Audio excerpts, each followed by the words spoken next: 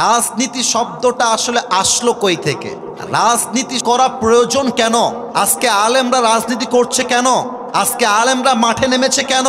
আজকে আলেমরা সংসদে যেতে চায় কেন? প্রয়োজনটা কি? Let me explain this matter very clearly. রাজনীতি আসছে রাজ্যনীতি, রাষ্ট্র লিড করতে, সমাজ পরিচালনা করতে, রাষ্ট্রের আইন প্রণয়ন করতে, সংবিধান কায়েম করতে যা করা হয় এর নাম রাজনীতি। এখন বলবেন হুজুর, তা বুঝলাম যে রাষ্ট্রের জন্য রাজনীতি করে মানুষ। নাম্বার ওয়ান, আপনি রাজনীতি না করলে কোনো দুর্নীতিবাজ অফিসারকে বদলি করতে পারবেন না। আপনি রাজনীতি না করলে নতুন কোনো আইন পাশ করতে পারবেন না। আপনি রাজনীতি না করলে একজন ডাকাতের কালো হাতকে আপনি ভেঙে গুঁড়িয়ে দিতে পারবেন না। আপনার প্রত্যেকটা সেক্টরে সেক্টরে রাজনীতি প্রয়োজন। ফর এন এক্সাম্পল, আমরা এখানে তাফসির মাহফিল করব। এক গুন্ডা এসে বলল, গঙ্গাচড়ার এই চিলখেলাতে মাহফিল হবে না। আমার স্যার যিনি আছেন উনি হচ্ছেন আমার এলাকার এমপি, উনি রাজনীতি করেন। উনি বলবেন এই এলাকার মাহফিল আছে, মাহফিল হবে, এটা আমি আলেম এমপির পারমিশন আছে।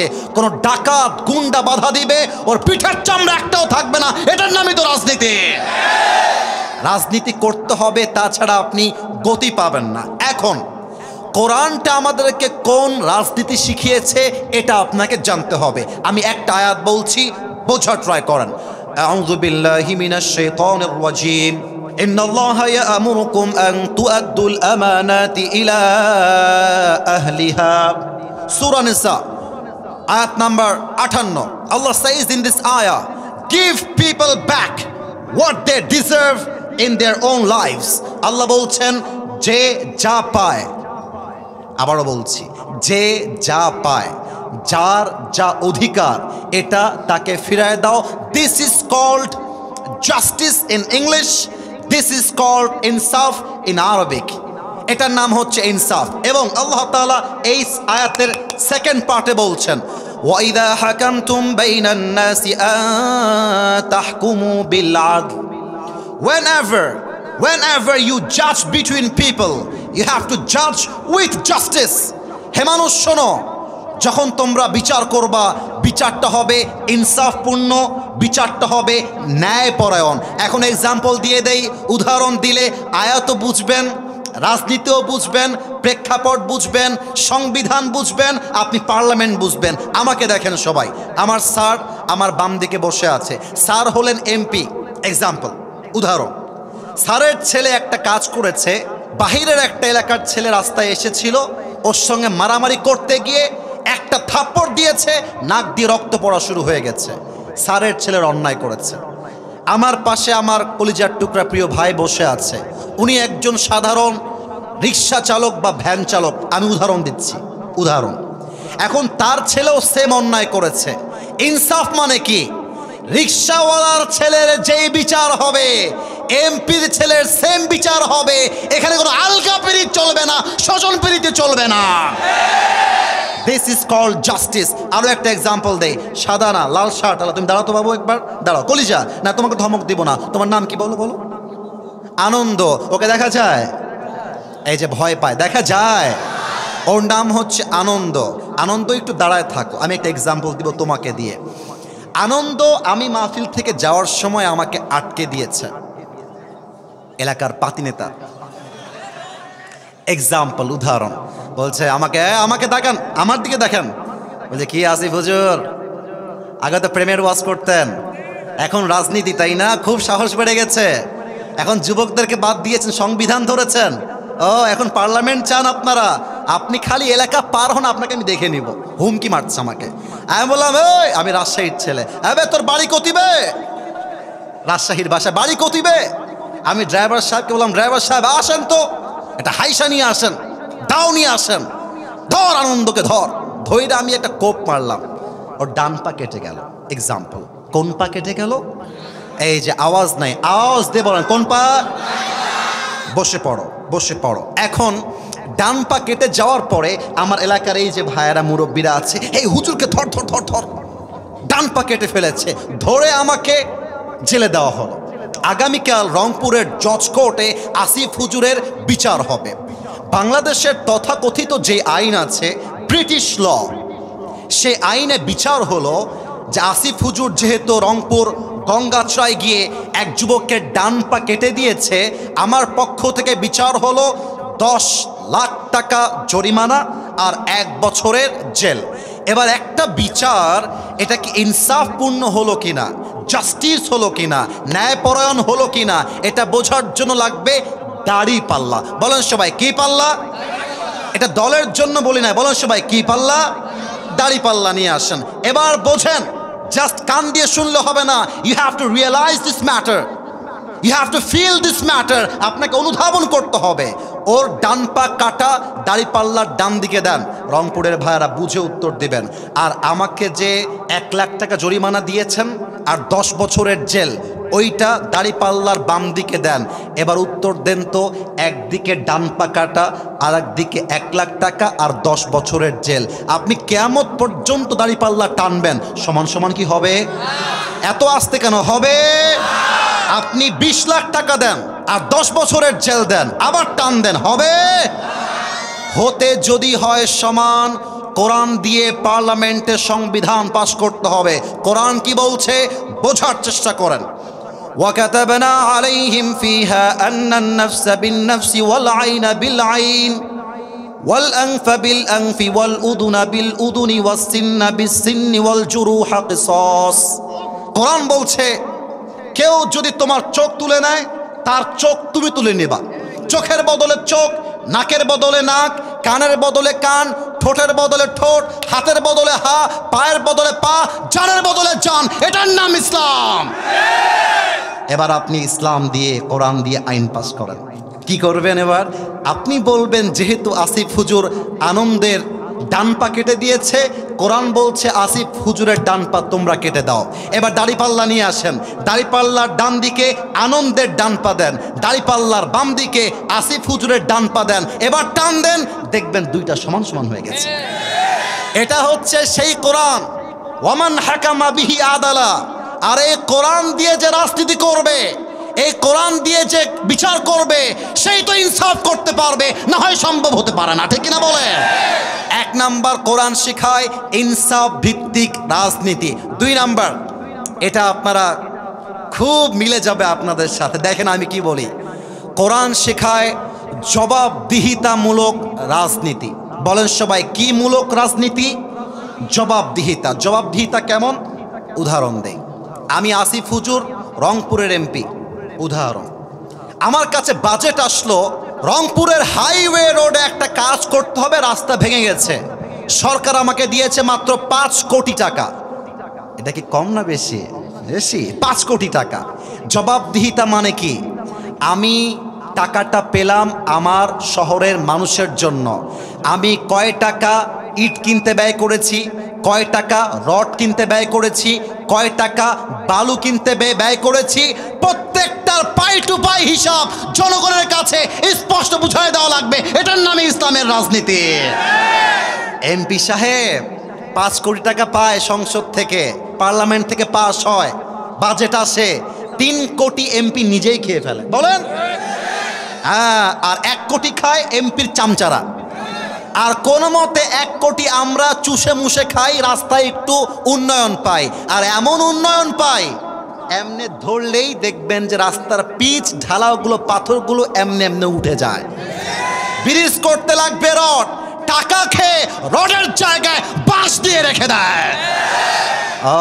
তার মানে এটা স্পষ্ট প্রমাণ হয়ে গেল, আগামীর সংসদে যারা কোরআন দিয়ে রাজনীতি করতে চায় না, তারাই আগামীর বাংলাদেশে রাজনীতির নামে দুর্নীতি করতে চায়। রংপুরের ভাইরা, আমি আল্লামা সাঈদীর একটা কথা কোট করতে চাই, যারা বাংলার মাটিতে থেকে ভারতের দালালি করো, ভালো হয়ে যাও। তোমরা থাকো গাছের আগায়, আমরা থাকি গাছের গোড়ায়। বাড়াবাড়ি বেশি করতে যেও না। বেশি বাড়াবাড়ি করলে 16 কোটি মানুষ মিলে গাছের গোড়ায় একটা ঝাঁকুনি মারবে, মামুর বাড়ি দিল্লি গিয়ে পড়বা, দিল্লি গিয়ে তারা পড়েছে। অতএব স্পষ্ট ভাষায় বলছি, আগামীর বাংলাদেশে ক্ষমতার চেয়ারে আমরা কোনো নারীকে দেখতে চাই না। 2 নাম্বার কথা, আমরা এমন এক প্রধানমন্ত্রী আগামীর বাংলাদেশে চাই, যদি আমার কথা ঠিক হয় হাত তুলে ঠিক বলবেন, না হয় চুপ থাকবেন। আমি আমার দাবি সবার পক্ষ থেকে বলছি, এটা আমার ভূমিকার শেষ দাবি। আগামীর সংসদে আমরা এমন এক প্রধানমন্ত্রীকে দেখতে চাই, যেই প্রধানমন্ত্রী জাতীয় সংসদে দাঁড়িয়ে দেশের পক্ষে যেমন বক্তব্য দিবে, আমার দেশের প্রধানমন্ত্রী চাইলে ঢাকার জাতীয় মসজিদ বাইতুল মুকাররমে দাঁড়িয়ে জুমার খুতবা দেওয়ার যোগ্যতাও রাখবে। হাত তুলে বলো সবাই, ঠিক কিনা?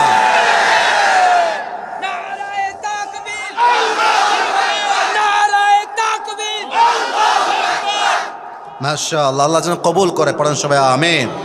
আপনারা কি আমার কথা রাগ করলেন? আচ্ছা, আমি কোনো ভুলভাল বলেছি? এটা রংপুরের মাটি, কেউ যদি আমাকে কোরআনের কথা বলতে গিয়ে বাধা দেয়, রংপুরের ছেলে পেলে ওর হাড্ডি গুড্ডি বাকি রাখবে না। আপনাদের বউ আছে কার কার একটু দেখি তো, বউ আছে? আচ্ছা, বউওয়ালা, আচ্ছা মাশাআল্লাহ, হাত নামান, বউওয়ালারা হাত নামান। এবার হতভাগা কপাল পোড়া যাদের বউ নাই তারা একটু হাত তোলো, সিঙ্গেল হাত তোলো। ইন্নালিল্লাহ, তোমাদের বউ নাই? আমি বিশ্বাস করি না। আমি দোয়া করে দেই আল্লাহ সবাইকে দিনদার নেককার বউ দিয়ে দিক। পড়েন সবাই আমিন। হাত নামাও, হাত নামাও। আমি আমার মাঝে মাঝে মাঝে মজা করে বলি, শীতকালে যার বউ নাই তার জীবনে কিছুই নাই। শীতকালে শীত দূর হবে কম্বল দিয়ে নয়, ল্যাব দিয়ে নয়, ঘরে ঘরে বউ দরকার যুবকদের জন্য, ঠিক কিনা বলো? আমার রাজশাহীতে একটা মাহফিল ছিল, আমার মাও সেই মাহফিলে ছিল, আমার বাবাও ছিল। আমি আমার বাবার সামনেই বলেছি, এবারের সংগ্রাম যুবকদের বিয়ের সংগ্রাম, এবারের সংগ্রাম হালালের সংগ্রাম, এবারের সংগ্রাম ব্রেকআপ করবার সংগ্রাম। এবার ঠিক বলে নাই। প্রিয় ভাইয়েরা, মাথায় রাখবা, যত প্রেম আছে হবে বিয়ের পরে, বিয়ের আগে নয়। বিয়ের আগে প্রেম করতে যাবা, বাস ছাড়া কিছুই খাবা না। আর মেয়েদের কথা বলে দিই, আমার আম্মা জানরা এসেছেন। নারী জাতি আমাদের সম্মানের জায়গা, আমাদের শ্রদ্ধার জায়গা। I salute every women. প্রত্যেকটা নারীকে আমরা কলিজার থেকে সম্মান জানাই। বাট এটাও জানতে চাই আম্মা জান, আপনার মেয়েকে বলে দিয়েন বিয়ের সময় গাঞ্জাখোরকে নয় দিনদারকে বিয়ে করতে হবে। আমি বুঝি না মেয়েদের রুচি এত খারাপ হয়ে গেছে। দিনদার পছন্দ হয় না, দাড়িওয়ালা দেখলে বলে খ্যাত খ্যাত। এই রংপুরের ছেলেপেলেরা, আমি বলতে চাই, দাড়ি যার পছন্দ না ওই মেয়ের জন্য বিটিএস এর হিজড়া ছাড়া সেকেন্ড কোনো অপশন আমাদের কাছে না। বুঝলে বুঝপাতা, না বুঝলে আল্লাহ মেয়েদেরকে হেদায়েত দান করুক। পড়েন সবাই আমিন। এবার আমরা তাফসিরের দিকে যাব। সূরাতুল বাকারা আয়াত নাম্বার 286 আমি তেলাওয়াত করছি, and then I will translate of this ayah. أعوذ بالله من الشيطان الرجيم. لا يكلف الله نفسا إلا وسعها. Allah says in this ayah, Allah doesn't test anybody beyond their strength.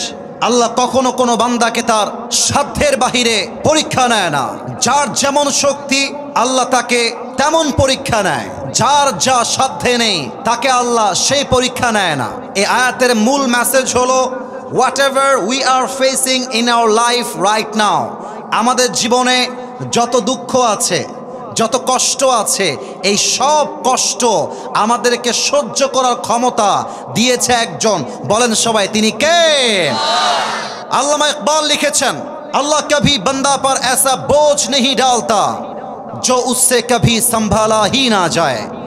तुम्हें बस टूटना नहीं है, क्योंकि तुम्हारी रब को तुम्हारी ताकत पर पूरा यकीन है। कभी तन्हा लगे तो याद रखना कि रब तुम्हारे करीब है, और हर रात के बाद दिन की रोशनी जरूर आती है। बस सबर का दामन थाम के रखो, बस सबर का दामन थाम के रखो, यही तुम्हारी सबसे बड़ी ताकत है। और याद रखो, जो आज टूटा है वो कल तुम्हारे लिए रहमत का वजह जरूर बनेगा। ठीक ना बोले? उन्हें बोलें, शोनो माथाয় রাখবা, আল্লাহ কখনো কোনো কষ্ট বান্দার সাধ্যের বাহিরে চাপায় দেয় না। আরে আমি এই চ্যালেঞ্জ অ্যাকসেপ্ট করতে পারবো, আমার বুকের পাটা আছে, তাই আল্লাহ আমাকে এই কষ্ট দিয়েছে। যার ইমানের শক্তি যত বেশি তার পরীক্ষা তত বেশি, যার ইমান যত হালকা তার পরীক্ষা তত হালকা। So you have to be grateful. যদি দেখেন বড় একটা বিপদ এসে গেছে, অনেক বড় ঝামেলা, মুচকি হাসি দিবেন আর আল্লাহকে বলবেন, আল্লাহ তুমি যদি তোমার বান্দাকে এই বিপদ দিয়ে খুশি হও, আমি তোমার বান্দা হয়ে এই বিপদটা পেয়ে খুশি। ঠিক কিনা বলো? এক নাম্বার আয়াত, Allah doesn't test anybody beyond their strength. Allah সাধ্যের বাহিরে কোনো বোঝা চাপিয়ে দেয় না। সেকেন্ড আয়াত যা আমি তেলাওয়াত করেছি, সূরা তাওবা, কুল লা ইউসিবানা ইল্লা মা কাতাবাল্লাহু লানা, whatever Allah subhanahu wa ta'ala has decided will must happen. আল্লাহ বলছে, আমি তোমার কপালে যা লিখে রেখেছি তা হবে। Whatever I have not decided will never happen. আমি যা লিখে রাখি নাই তা কখনো হবে না। অনেক যুবকের লাইফ থেকে কোনো মেয়ে হারায় গেলে ছ্যাঁকা খেয়ে বেকা হয়ে যায়। আরে বেটা, যে তোমার কপালে নাই সে তো যাবে, পরোয়ার কোনো টাইম আমাদের কাছে নাই। আর যুবকদেরকে বলবো, কোনো মেয়ের জন্য তোমার ক্যারিয়ার নষ্ট করলে চলবে না। জীবনে সফল হতে পারলে এরকম কয়েক লাখ সকিনা জরিনা তোমাকে বিয়ের জন্য পেছনে লাইন ধরে দাঁড়িয়ে যাবে। অতএব মাথায় রাখতে হবে, যা কপালে লেখা আছে তা হারিয়ে যাবে না, আর যা কপালে লেখা নাই তা কখনো আসবে না। আল্লামা ইকবাল লিখেছেন, বলা যাবে না? পারমিশনটা বাম দিকে আসে নাই। আল্লামা ইকবাল লিখেছেন, বলা যাবে? উনি লিখেছেন এই আয়াতকে নিয়ে, जो नसीब में है वो कभी छिन नहीं सकता और जो नहीं है वो कभी मिल नहीं सकता, जो चला गया उस पर सब्र आ जाएगा और जो आएगा उस पर शुक्र आ जाएगा। रब के फैसले अकल से तोले नहीं जाते, ये दिल के यकीन से समझे जाते हैं। जो बुरा वक्त है वो भी लिखा हुआ है, जो अच्छा वक्त है वो भी लिखा हुआ है। तुम कहते हो कि अगर मेरे नसीब में बुरा वक्त आएगा तो मैं क्या करूंगा, तुम कहते हो कि अगर नसीब में बुरा वक्त आएगा तो मैं क्या करूंगा, और मैं तुम्हें कहता हूं खुदा पर यकीन रखो, बुरा वक्त ही कभी नहीं आएगा। ठीक ना बोलो? अरे कपाले থাকলে আসবে, না থাকলে নাই। সুখে দুঃখে ওয়ামান ইয়াতাওয়াক্কাল আলাল্লাহি ফাহুয়া হাসবুহ, যেই বান্দা আল্লাহকে ভরসা করতে পারে, আল্লাহ বলছে আমি একাই তার জন্য যথেষ্ট হয়ে যাব। সুবহানাল্লাহ বলেন। এবার আসুন আমরা আয়াতের চ্যাপ্টার শেষ করলাম, আমরা হাদিসে প্রবেশ করতে চাই। বলেন তো সবাই, আমার নবীজির সবচাইতে কলিজার টুকরা মেয়ে, তার নাম কি? 80% এসেছে। আরেকবার, নাম কি? 2 নাম্বার প্রশ্ন, আব্বা জান, যুবক ভাইরা, আম্মা জান, আমার বোনেরা, জবানটা খুলতে হবে, চোখটা খুলতে হবে, কানটা খুলতে হবে, মনটাও খুলতে হবে। বলেন তো, ফাতেমার একমাত্র কলিজার টুকরা স্বামীর নাম কি? হযরতে আলী। আরেকবার, হযরতে লাস্ট প্রশ্ন মনে হয় বাচ্চাও পারবে। মুরব্বী তো বহুত দূর কি বাত হে, বাচ্চারাও পারবে। বলেন তো, তাদের বংশ থেকে, ফাতেমার পেট থেকে, আলীর বংশ থেকে 2 জন জান্নাতের সর্দার এসেছিল। এক হাসান, 2 और भी जोर से, এক হাসান, 2 রাদিয়াল্লাহু তাআলা আনহুমা। আমি এখন যে আয়াতের তাফসীরটা করছি, আগে আয়াতটা আরেকবার বলে দেই, তাহলে হাদিসের ব্যাখ্যাটা বুঝে আসবে। আয়াতের তর্জমা ছিল, প্রথমটা আমি বলবো, সেকেন্ডটা আপনারা বলবেন, যাতে করে তাফসীরটা কাজে আসে। আল্লাহ কখনো কোনো বান্দাকে সাধ্যের বাহিরে বোঝা চাপিয়ে দেয় না। আপনারা জাস্ট বলবেন বোঝা চাপিয়ে দেয় না। প্রথম পার্টটা আমি বলছি। রংপুরবাসী, গঙ্গাচড়াবাসী প্রস্তুত হয়ে যান। আয়াতের প্রথম পার্ট আমার, দ্বিতীয় পার্ট আপনার পালা। আল্লাহ কখনো কাউকে সাধ্যের বাহিরে কোনো বোঝা চাপিয়ে দেয়, এটা ক্লিয়ার? এটা ক্লিয়ার? এবার আসেন হাদিসে ফিরে যাই। একদিন হাসান আর হোসাইন ঘরে বসে আছে বারান্দায়। এই আপনাদের গ্রামের বাসা, আমি গ্রামের ছেলে, আমার বাসা একদম গ্রামে, আমার বাবা গ্রামের মানুষ। আমরা মাঝে মাঝে ওয়াজ মাহফিলে বলেই ফেলি, আজকে বলেই ফেলছি, অনেকে গ্রামের ছেলে বলতে লজ্জা বোধ করে, আরে আমি গ্রামের ছেলে কেমনে বলি, আমি তো শহরের ছেলে না। আরে বেটা, পুরো পৃথিবীতে যত ইতিহাস করেছে তার 80 ভাগেরও বেশি ইতিহাস গ্রামের সন্তানরাই তো করেছে। লজ্জা কিসের তোমার? লজ্জা নাই? আচ্ছা বলেন তো, আমাদের যে গ্রামের বাসাগুলো আছে, এই উঠান আছে না, উঠান কি বলেন আপনারা, কি বলেন? আচ্ছা আচ্ছা সরি, আমাদের ওখানে উঠান বলে, বা বারান্দাও আমরা মাঝে মাঝে বলি। তো এই হচ্ছে বাসা। হাসান আর হোসাইন বারান্দায় খেলা করছে, নবীজি বাসায় আসছে, ফাতেমাও আসছে। আব্বাজান আপনি কেমন আছেন? আব্বাজান আপনার শরীর ভালো? ফাতেমা এবং নবীজি কথা বলছে। এবার হোসাইন একটা লাফ দিয়ে এসে নানার কোলে চড়ে বসেছে। সুবহানাল্লাহ পড়বেন না আপনারা? নবীজি হোসাইনকে এমন করে কোলে ধরে আছে, আর হাসান পাশে আছে। ফাতেমার সাথে কথা বলতে বলতে নবীজি হঠাৎ করে চোখের পানি ছেড়ে কান্না শুরু করে দিয়েছে। ফাতেমা বলছে, মা লাকা ইয়া রাসূলুল্লাহ, মা লাকা ইয়া হাবিবাল্লাহ। হে রাসূল, আপনার চোখের কোঠায় পানি কেন? হে রাসূল, আপনি কান্না করছেন কেন? নবীজি চোখের পানি মুছে বলছেন, ফাতেমা, আমি তোমাকে যে সংবাদ দিব এই মুহূর্তে, এই সংবাদ সহ্য করবার ক্ষমতা তোমার ভিতরে আহামরি নেই। খুব শক্ত করে বসো। ফাতেমা শক্ত করে বসেছে। এবার ডাক দিয়ে বলছে, রাসূলুল্লাহ কি বলবেন আমাকে বলেন। ডাক দিয়ে বলছেন, ফাতেমা, আমার কোলে আমার কলিজার টুকরা আমার নাতি হোসাইন বসে আছে। আমার কাছে সংবাদ পৌঁছে গিয়েছে হোসাইনকে একদিন কারবালার ময়দানে নির্বিচারে শহীদ করে দেওয়া হবে।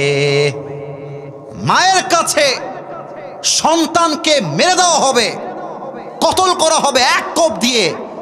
এই কষ্ট কত বেদনার, এটা মা ছাড়া কেউ ফিল করতে পারবে না। মাই বুঝে সন্তান হারাবার বেদনা কত বেশি। এই কথা শুনে ফাতেমা নড়ে চড়ে বসেছে। বাট আগেই বলেছিলাম, আল্লাহ কখনো সাধ্যের বাহিরে বোঝা চাপিয়ে দেয় না। ফাতেমা ডাক দিয়ে বলছে, ইয়া রাসূলুল্লাহ, আমার সন্তান হোসাইন যুদ্ধের ময়দানে শহীদ হয়ে যাবে ইসলামের জন্য।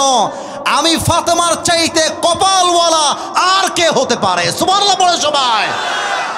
এবার শোনেন, এই যে সংবাদ দেওয়া হয়েছে কারবালার জমিনে হোসাইন রাদিয়াল্লাহু তাআলা আনহুকে কেমন করে শহীদ করা হয়েছে, অনেকে বানায় বানায় বলে।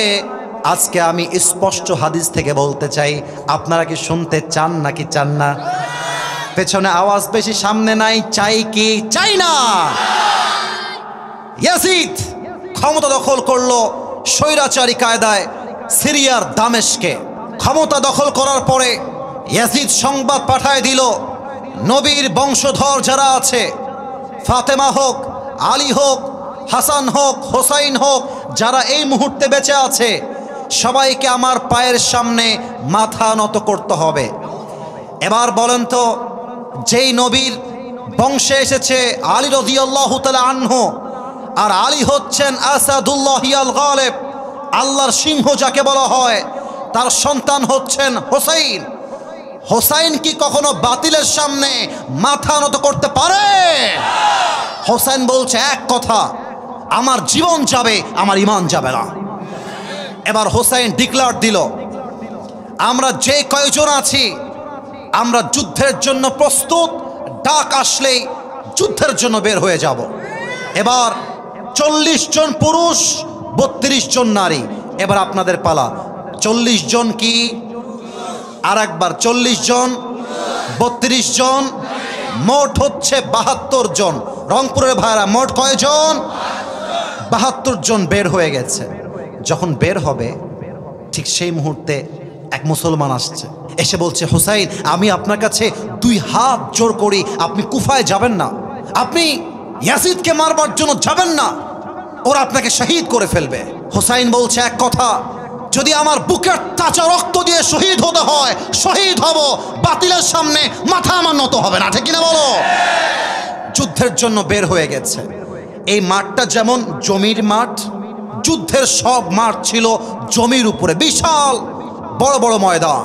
হোসাইন হাঁটছে হাঁটছে হাঁটছে, যখন প্রায় কুফার কাছাকাছি চলে আসছে, ইয়াজিদ সৈন্য পাঠিয়ে দিয়েছে হোসাইনের কাছে। সৈন্য এসে বলছে, ইয়াজিদ আপনাকে হোসাইন আপনার মতো লিডারকে এই মুহূর্তে ইয়াজিদ ডাক দিয়েছে, আপনার সঙ্গে পরামর্শ করতে চায় আগামীর দেশকে নিয়ে, আগামীর মাতৃভূমিকে নিয়ে। ইমাম হোসাইন মাথা উঁচু করেছেন আর ডাক দিয়ে বলেছেন, যে ব্যক্তি আল্লাহ এবং তার রসুলকে অস্বীকার করেছে, আমি হোসেন বেঁচে থাকতে বাতিলের সঙ্গে কোনো আপোষ হবে না, হয় সে বাঁচবে না হয় আমি শহীদ হয়ে যাবো, ঠিক কিনা বলে? একদম সোজা অস্বীকার করে দিয়েছে। এবার ইয়াজিদ ৬,০০০ ইয়াজিদের সৈন্যরা আসছে হোসাইনকে মারার জন্য। এবার বলেন তো, নারী এবং পুরুষ মিলিয়ে সংখ্যা ছিল ৭২ জন। বলেন সবাই কয়জন?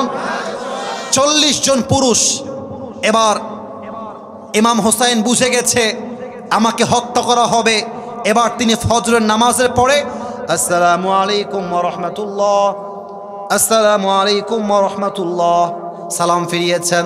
সালাম ফিরে দাঁড়িয়ে গিয়েছেন, ডাক দিয়ে বলছেন, হে আমার কওমের লোকেরা, হে আমার জাতি ভাইয়েরা, ইয়াজিদ আমাকে হত্যা করবার জন্য ৬,০০০ সৈন্য পাঠিয়েছে। তোমরা যদি জান বাঁচাতে চাও যাও, আপন আপন বাসায় ফিরে যাও। দেখেন নবীর ভালোবাসা কাকে বলে, হোসাইনের ভালোবাসা কাকে বলে।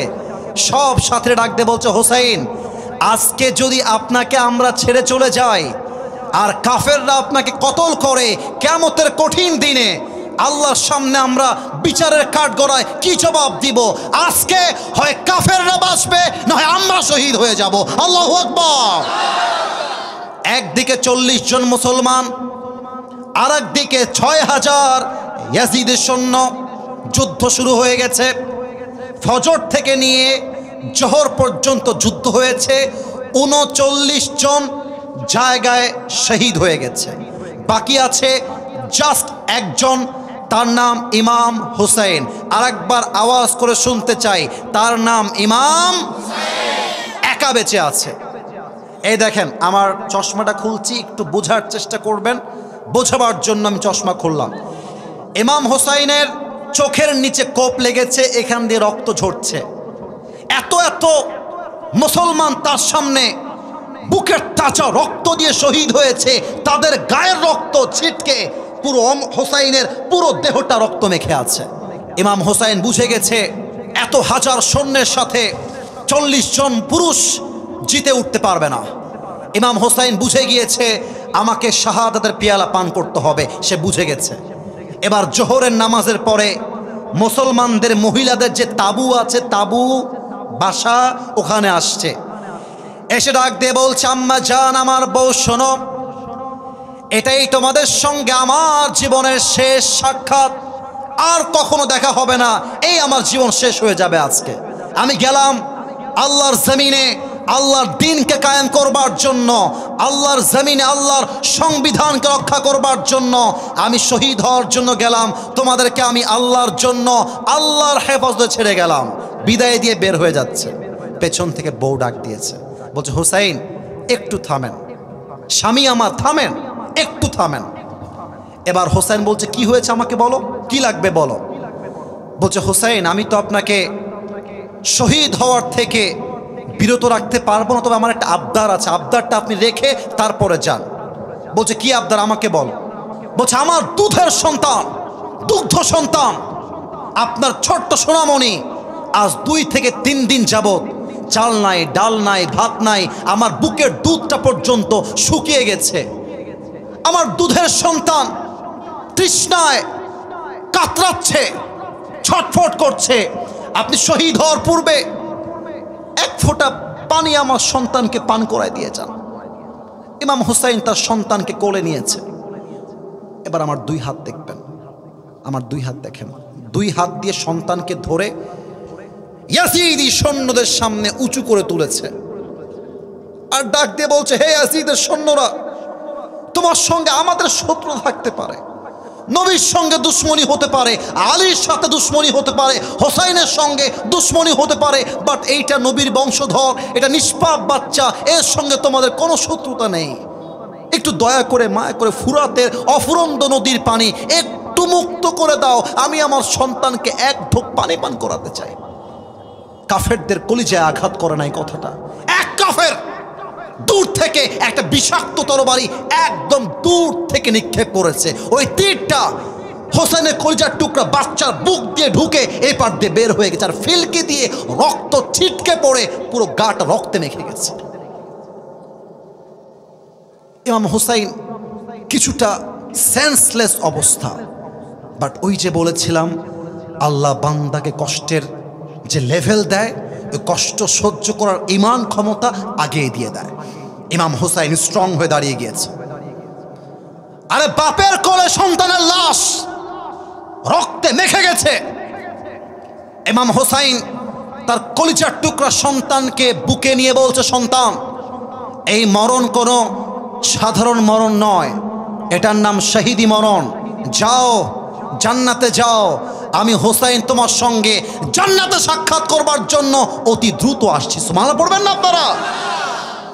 সন্তানকে নিয়ে বউয়ের কাছে আসছে, বলছে, এই নাও তোমার কলিজার টুকরা সন্তান, এক ফোঁটা পানির জন্য অনেক চিৎকার করেছে, এই নাও, কিয়ামত পর্যন্ত তোমাকে আর কখনো ডিস্টার্ব করবে না, এই নাও, এই নাও তোমার সন্তানের লাশ, শেষ, আর ডিস্টার্ব করবে না। হোসাইন এই কথা বলে বের হয়ে গেছে যুদ্ধের জন্য। যুদ্ধ করতে করতে একটা পর্যায়ে গিয়ে ফুরাতের নদী উন্মুক্ত হয়ে গিয়েছে, কাফেরদেরকে হতাহত করে সব পানি উন্মুক্ত হয়ে গেছে। এবার ইমাম হোসাইন দেখেন, আমার দিকে তাকান তো একবার, আমি মাইকটা হটাচ্ছি। পানি যখন তুলতে যাবে নদীর থেকে, পানির এক চুল্লু নিয়ে মুখের কাছে নিয়ে আসছে, আর চোখের সামনে ভেসে উঠেছে সন্তানের কথা। এক ফোঁটা পানি পান করাতে পারে নাই, কাফেররা তীর দিয়ে কলিজা একদম ফুটা করে দিয়েছে, রক্তে ছিটকে পড়েছে, সঙ্গে সঙ্গে আতঙ্কে পানিটা হাত থেকে পড়ে গেছে। আর আল্লাহকে ডাক দিয়ে বলছে, আল্লাহ, এক ফোঁটা পানির জন্য সন্তান শহীদ হয়ে গেল, এত এত সাথী আমার পানির জন্য চিৎকার করলো, শহীদ হয়ে গেল, কেউ পানি পান করতে পারে নাই, আমি হোসাইন কেমন করে পানি পান করি? সুবহানাল্লাহ পড়বেন না আপনারা সবাই? পানিটা ফেলে দিয়েছে। এবার যুদ্ধের জন্য আবার ঘোড়ার পিঠে উঠে গেছে।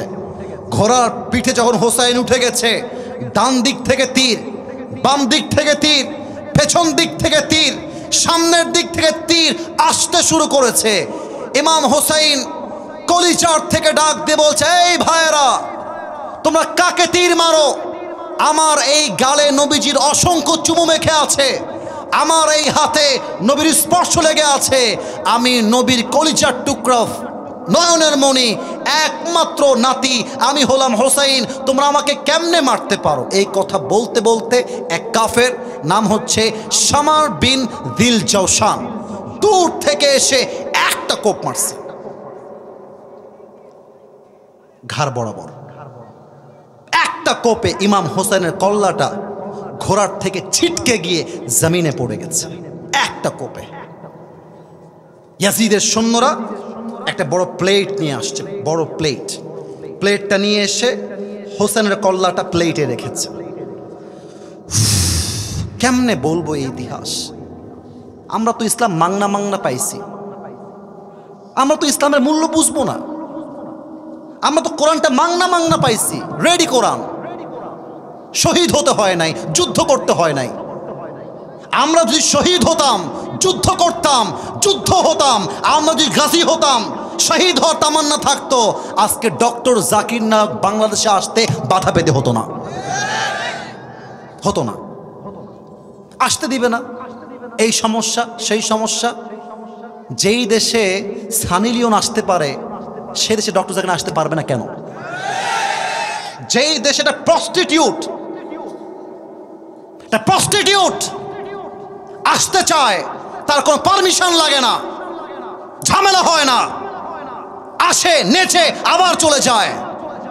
আর সেই দেশ, যেই দেশে 90% বেশি মুসলমানদের বসবাস, সেই দেশে বলিউড অ্যাক্টর আসতে বাধা হয় না।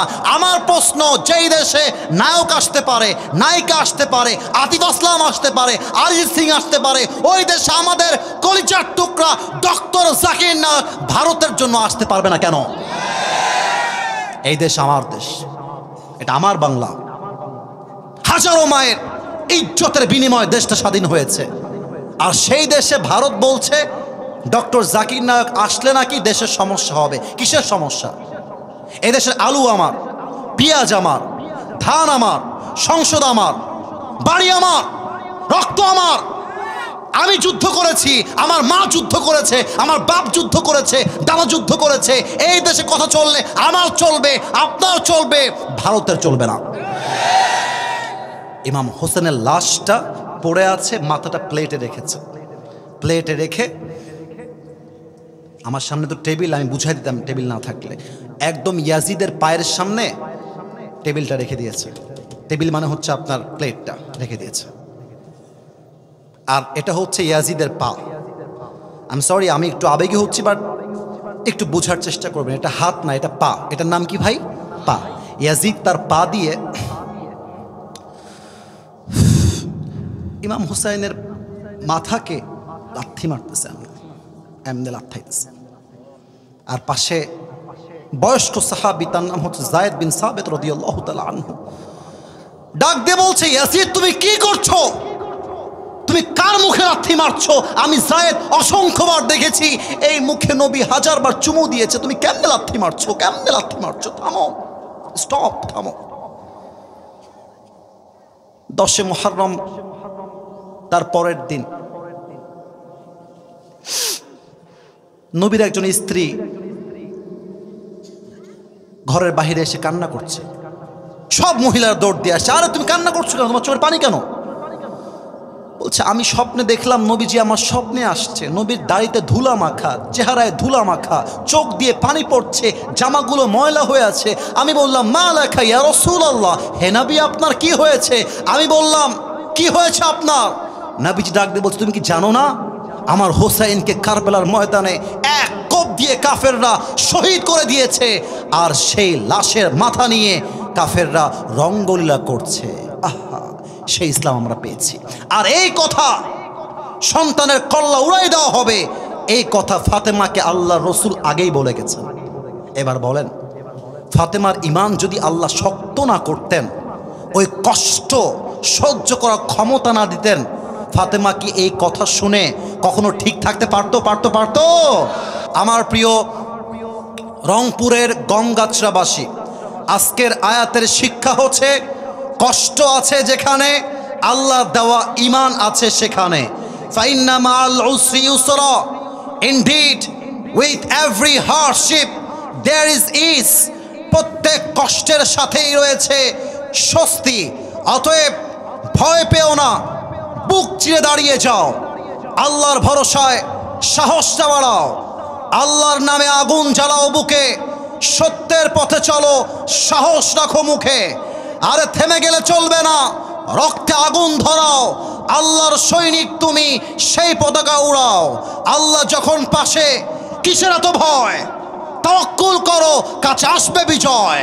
মিজানুর রহমান আজহারি বলে গিয়েছিল, আধারে ভয় পেও না, আলো আছে আড়ালে, অন্ধকার পালিয়ে যাবে তুমি উঠে দাঁড়ালে। ঠিক কিনা বলে?